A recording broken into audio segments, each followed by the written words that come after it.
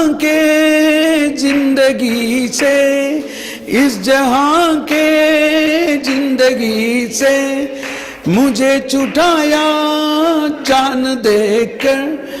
इस जहां के जिंदगी से मुझे छुटाया जान देकर। इसलिए मैंने ये गीत गाया, इसलिए मैंने ये गीत गाया। मेरा जीवन बदल बदल गया, मेरा जीवन बदल बदल। Thank you. So that is the new life. मेरा जीवन बदल बदल गया. It is in the same tune, the other one I sang. सबके मालिक यीशु भगवान, उसको धन्यवाद जो दिल का मेहमान। घर के लगन मस्त मगन नाम समर ले, घर के लगन मस्त मगन नाम समर ले। बुला के प्यार से दिल में बसा ले, बुला के प्यार से दिल में बसा ले। प्यारे यीशु को पास बुला ले, बुला के प्यार से दिल में. Thank you. Okay. So now we have come to the last talk of this retreat. And I will be also immediately going after this talk. I mean, only around 3 o'clock, I will do the further connecting of these things. But evening, in the afternoon, for the praying over, the Holy Spirit and Father Jose will do it. I will not be here, but I will be with you in prayer, because my flight, I mean the traffic, etc., I should at least leave at 3 o'clock from here.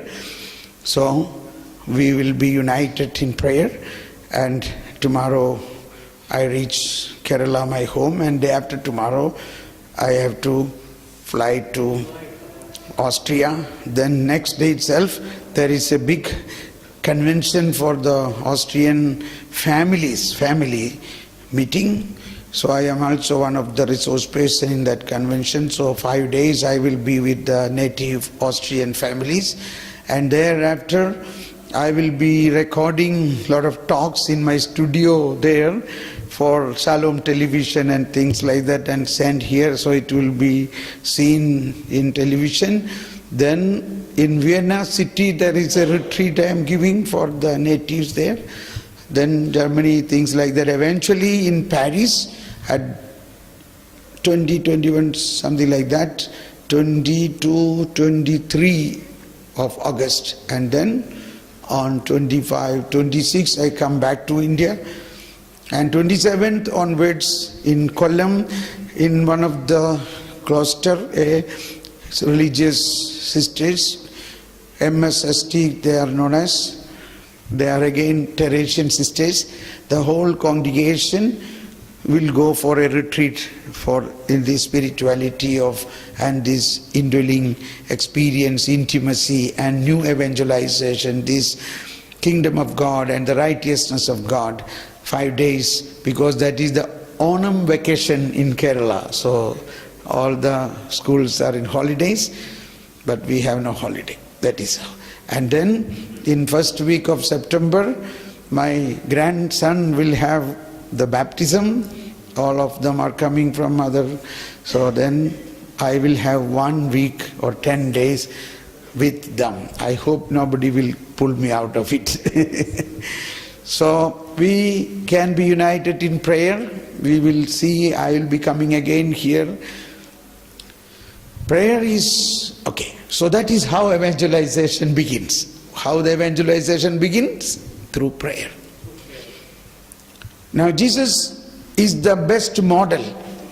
How do we start an evangelization? Practically. Now we talk, we got all the charisms, but now from tomorrow, what will you do? So, as I normally used to say, suppose a train has many compartments, okay?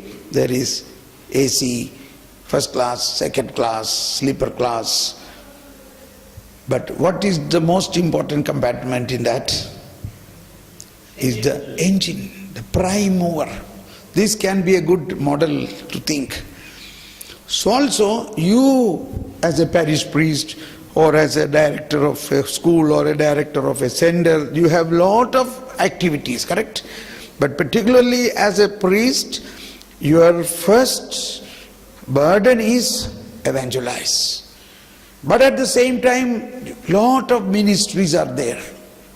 They are like different compartments. But then how the compartment will run? Only when there is a engine. That engine is prayer. So you can see, we began like Luke chapter 9, he called them, he gave them, he sent them. Chapter 9. Now you see in the chapter 9, they did marvelous things. Everybody came back with great praising college. We did that, we did this. But at the end of chapter 9, Jesus' mission became completely paralyzed. Think like that. Because he asked someone, like he called the apostles, he asked someone, come, follow me. Oh, sorry, I have to bury my father. That is to be understood. Burying his own father is the most merciful act anyone have to do. But Jesus said, even more important than that is to proclaim the kingdom of God. It is to be understood in that way. Once burying of one's own father is a solemn responsibility of a man.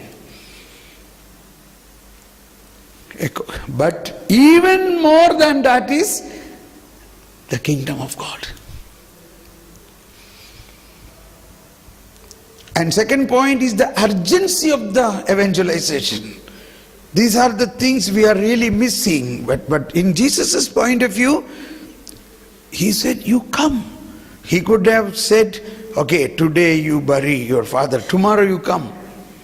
No, he said, no. Let the dead bury the dead, you come. What is the meaning? Let the dead bury the dead.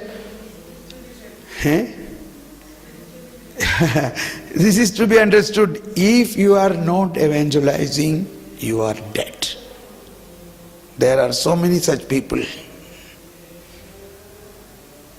who are not understanding Jesus or the mission or the eternal life.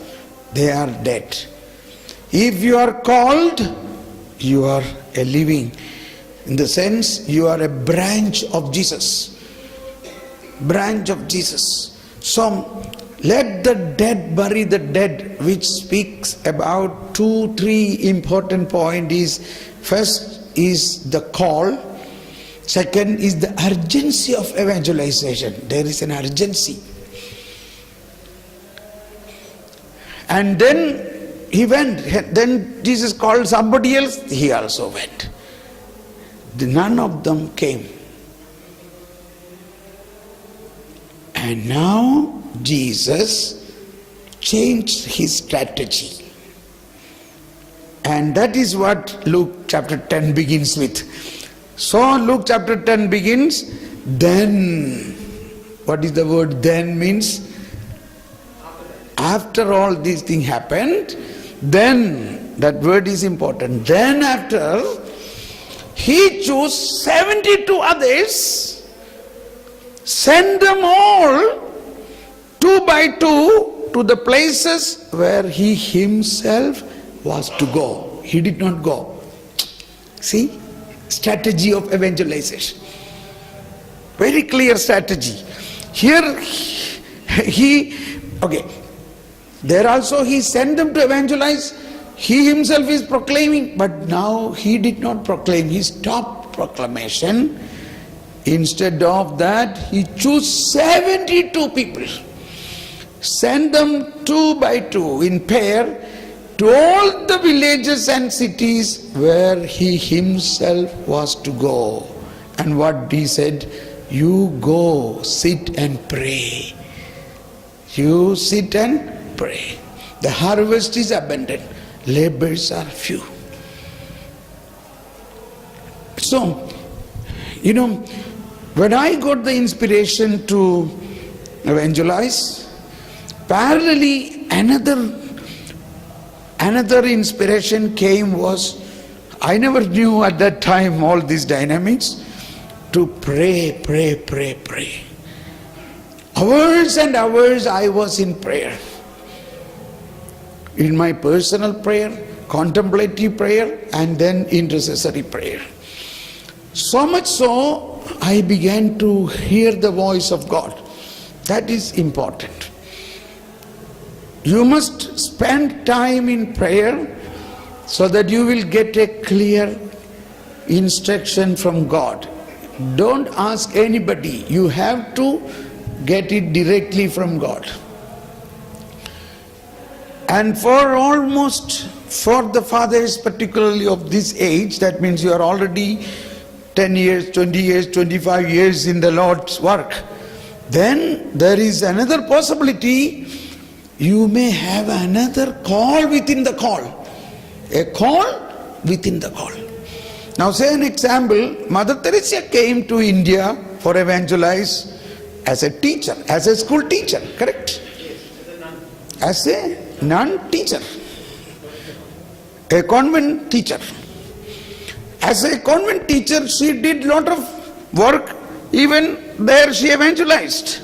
But then this word will go through, good kemat, well done. You who are faithful in little things, now I will promote you to do greater things. So particularly most of the fathers, I would recommend this possibility. You are faithful in your normal way of a religious life you started. You are a parish priest or a priest in sovereign. But there is a possibility that evangelization can be done in this way, a greater call. Now imagine some of the characters are coming to me. Mother Angelica. Have you heard about Mother Angelica? EWTN. She was a nun in a contemplative order. Poor Clare nun. How come she became the founders of a world famous television channel, complete public ministry? Call within the call. So, one thing is, in the same call you may have possibilities for evangelization. So again, this call is interesting. If you know the call, then along with the call, the whole packet of ideas will come. What you have to do, everything. I was in India throughout. In 99, in 2000, I have traveled far and wide in India, more than 50 dioceses. To the priests and bishops I have given retreats. It was at that time, means I was in such a busy and complete, fully utilized. Bishops were calling me, but I have no date to give. At that time in Meerut, in Saldanha, when I was praying at the tomb of a European missionary who was martyred there, I heard a voice. That is what I say. Hearing the voice is good. And the voice I heard, we Europeans came in India, gave our life for your people. What way you can thank God? I said, it is great. And then the next, can you come to Europe and help our people? It was such a powerful, emotional experience for me. Abandon my mission in India and go to Europe to evangelize in Europe. I don't know German. Even now I don't know German. But I said yes. And so many great things happened in Germany, Austria, Switzerland. So it is, so my dear fathers, it would be good for evangelization. Jesus himself, before he began his preaching, Many days he was in contemplation, sitting and praying. That is to be one thing, it is to fill you with more. Your battery must be filled. Second is, all what you have heard now here, you rethink again. Now we were one talk after one talk we are going through. But it is not, it needs to be digested. And then spend more time in prayer. This is the most difficult thing for present situation of the priest, because we have lot of matters, but somehow you have to manage this.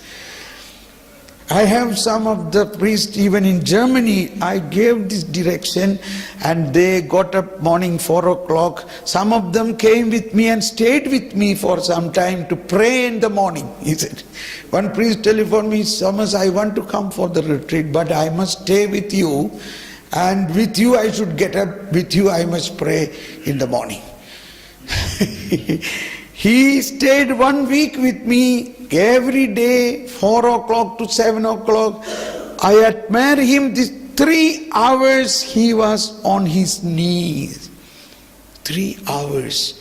I could not. I sat and I posted down, but he was on his knees.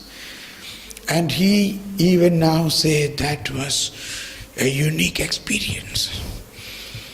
You have to take time, maybe 2-3 days break even from the parish activities, go to some place or somewhere, you must sit and pray. And in that prayer, God will speak. See, God will speak clearly, not suddenly, come on God, speak to me. This is one way of speaking. But this type of project of evangelization, which God has already planned about you, has to be unleashed. So I would recommend for a good start of evangelization, first at least 3 days you should pray in a contemplation and various prayers, and then you should listen the voice. Listening is for everybody is possible. Everybody is a child of God. It is not only a charismatic gift of prophecy, but a simple gift of listening as a child of God. You see, everybody in the Bible were listeners. Even Adam, after the sin, he could listen. He said, hey, Hawa, come on, I can hear the footsteps of God. He was able to listen. Okay, so listening, you will get a clear idea. So there you should also think about greater call within the call. I know some priests who were young priests and they came with me for renewal and all, and they become now founders of big congregation. I preached to 2 priests. They said, we are only 2. Can you come to preach a retreat for me? I said, surely. They 2 are world famous retreat preachers. So, charisms, one thing, but call within the call. That is like a promotion. I strongly feel this is what the religious life recommend. Everywhere you see many people become founders and big new things. So that is one way. And practically this is one way. Another thing is you need to have 2-3 of your friends or in a few people to pray with. If you are a parish priest, you choose some of the prayerful people there and simply gather them. Come on, let us sit and pray 1 hour. 1 hour you sit and pray. Now we were talking about charisms and all these charisms we talk. But one thing is found in this world, or particularly in Indian situation, these more uneducated, illiterate people get more visions, and it is not because of, I don't know, fathers will get surely, but they get it more faster and they are more. One thing is they are intellectually, they are more simple than a learned priest, you know. A priestly life is more and more intellectual. So, it is good to participate them with us. So, Acts of Apostle, we can see Peter was in the prison. James was beheaded. While Peter was in the prison, in a nearby house, few ladies, including a maid named Rhoda, was praying. How could this Rhoda's name came in the Holy Bible? Peter was the Pope. To bring out Pope from the prison, Holy Spirit led a Naukarani Namak Rhoda. That is the Hindi version which is registered in my heart. A Naukarani name Namak Rhoda Namak ek Naukarani bhi unke saath prarthana kar raha thi. So this is the way, and I tell you what is the riches of India is we have lot of Rhodas. Believe this. We have to integrate all these simple lay people, uneducated, who have no work. Once I told somebody, I have 35 people, intercessors, day and night praying. Now the learned, he's a priest, he said, oh, that means they have no other work. Eh? That should not be our thinking. These simple people are pearls, they are our strength. Why in Europe? In Europe we cannot get 2 people to pray. We cannot get, we are running several adoration centers. I am taking people from India to pray. Because their social system is so busy, tied up, nobody has time to pray. And also they cannot imagine somebody sitting whole night and praying. They said, you are crazy. Is this Christianity? We are Christians, we are Europeans, we are traditional Christians, we go for Sunday Mass, we pray for Dishkibet, that means prayer of grace, that is enough. You are praying 24 hours, what is the need? So Bible, many places say about continuous prayer. Continuous prayer, it is possible in our villages. We have so many simple ladies who, so I am 100% convinced of this. I have lot of such ladies, 24 hours praying. And that is my power. And therefore, I could go to Europe and we could do so many big things there. I am in the front, but behind me, so I used to tell my prayer group people, say I am going, I am like St. Paul, who was lowered in a basket down. Imagine if they if they left their rope, St. Paul will fall down. You understand? Yes. The people who are holding the rope, so I tell my intercession group, you are holding the rope of my basket. So every one of you are in a basket. You need few people in your own parish to hold the rope, to pull you up and down. So this is, in Indian context, this is fantastic.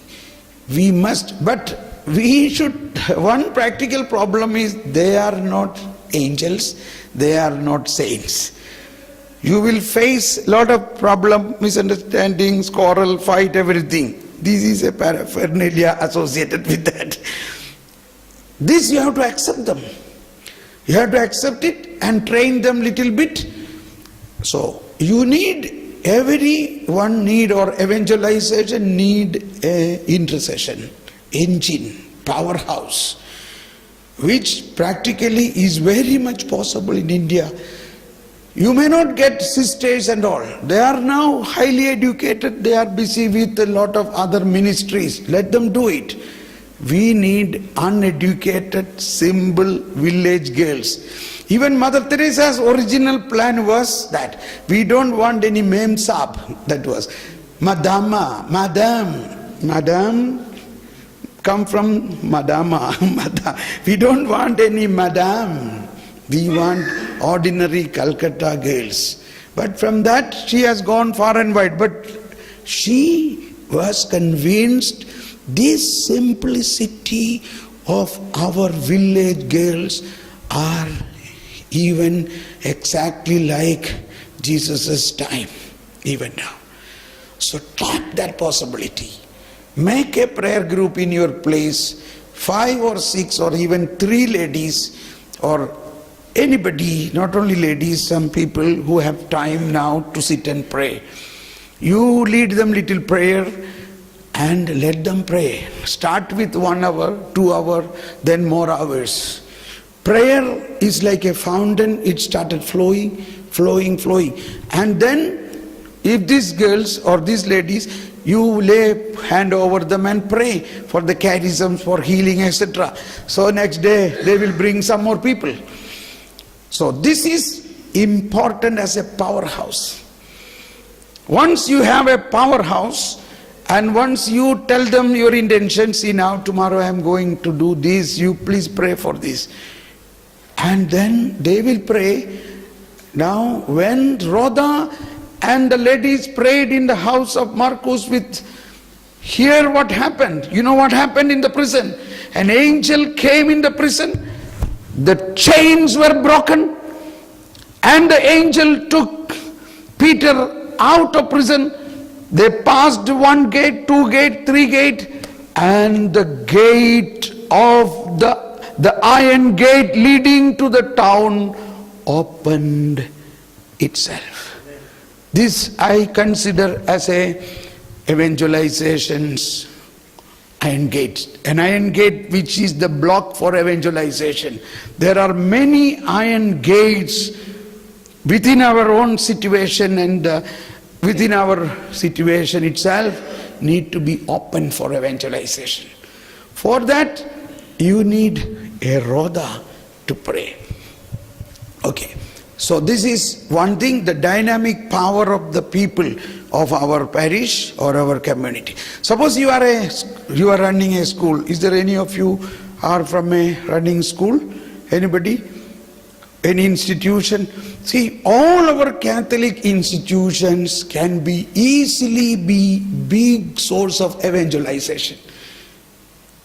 That is the main purpose. Now we have schools, 3,000 students studying. That means 3,000 souls are in our custody for 10 years, and if we have not given to them Christ, what was the purpose of this? But how? Simple way, 1 room dedicate for prayer. Some 2-3 ladies be appointed, even those who are sweeping the floor, they do it in the morning, and then they be given some little pocket money and they sit in the room, read the gospel little bit louder and believe that this word should go in the heart of all the children. You know, in the book of Maccabees, there is a situation that there was a war and their strength was very less. The others are big. But what they did, he engaged 1 man to read the scripture loudly. 2 Maccabees chapter 8, 20, 22 somewhere. In the battlefield, he engaged, what is his name? Judas Maccabeus. He engaged somebody else and they proclaimed the word of God louder and they won the battle. 2 Maccabees. So this is one way. In the schools and institutions we can evangelize. And then there will be practically many people will come to you for counseling, for understanding the scripture. Another thing is all the institutions or even in Paris, some Bible study class. See, today, your responsibility as a parish priest is not only you evangelize, but you have to form the people You have many soldiers. You are a captain. You have to use the soldiers to evangelize. So you have to, not only you evangelize, you have to train these people. Therefore, for them, a sort of a prayer group or a Bible study class. So when you teach Bible, you will learn more. It is a good thing for you to learn. Suppose when you declare there is a Bible study, once in a week, Bible study, at least 10 people come, evening 7 o'clock to 8 o'clock, they have finished their work and come. See, they must learn Bible in a new way. Otherwise they are getting some Protestant teaching, with that they go. What you have to do is you take Bible and catechism. Catechism gives the real beautiful explanation, and then there can be a session of question answers. You answer their questions. If you cannot answer that day, you say, okay, tomorrow or next time I will explain the thing. We have to answer the questions of the people. That is another way of evangelization. So these are some practical ways today you can do. Surely we already heard from Father Jose and Father John that ministry, all what you got to doing a ministry, but it is not practically possible as soon as you go tomorrow you make a big ministry. You have to start in a small way. I remember in 1991 when I got this great enthusiasm, it was the time I met Father Matthew Naik Kembrambil, and in Bombay there was a big convention by them. So I joined in that convention. So the people were selling the small booklet, Rakshaka Sandesh 1 rupiah, Rakshaka Sandesh 1 rupiah, 1 rupee for that small booklet, Rakshaka Sandesh, message of salvation. Everybody were buying one. I thought, I go and I buy 100 and give to all the people. So I said, give me 100. Then people were looking at me, what am I going to do with 100? I said, I will take this into North India. I will go to house. I went to when I was in North India, in a bicycle, I went to house and gave this small booklet, made them to sit and pray. The same way, you have the beautiful book of Father Jose, this Bamarsika, the Divine Mercy booklet. Buy hundreds, go to house, tell them, or you yourself make a booklet according to the situation, according to the local people there, so that they can do some prayer, etc., and explain them. In one such a house, I was little hesitant to go. Then I said, what should I say? And okay, now our time is over. So, what I want to summarize in the evangelization spur becomes from your prayer. From your prayer. You must spend more time in prayer and your Eucharistic celebration. That is why the Synod of the Eucharist was named after Eucharist is the source and summit of Christian life and mission. The Emmaus disciples, they were going back to Emmaus from Jerusalem, and they were determined, now it is finished, we have nothing to do with this group. But when they took that bread, their eyes opened. And they said, we must go back to Jerusalem. And how they went back to Jerusalem? While coming, they were fully depressed and tired, and they were cursing all what has happened. But while going back to Jerusalem, they were shouting hallelujah and proclaiming at the high pitch of their voice, He is risen! He is truly risen! We have seen Him! This was the first evangelization. This was the first proclamation. From where they got this power? This power came from the Eucharist. Now, Father was asking about the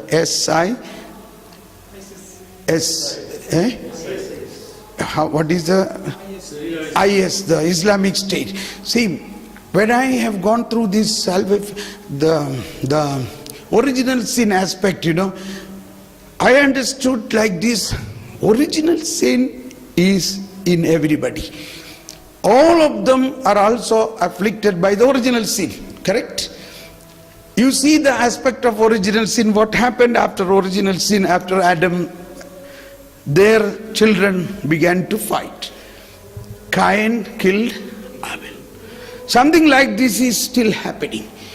We have to understand through our powerful prayer, considering all these Muslims and others who are doing to us is to be understood in the light of this original plan of salvation. They are all afflicted by the original sin.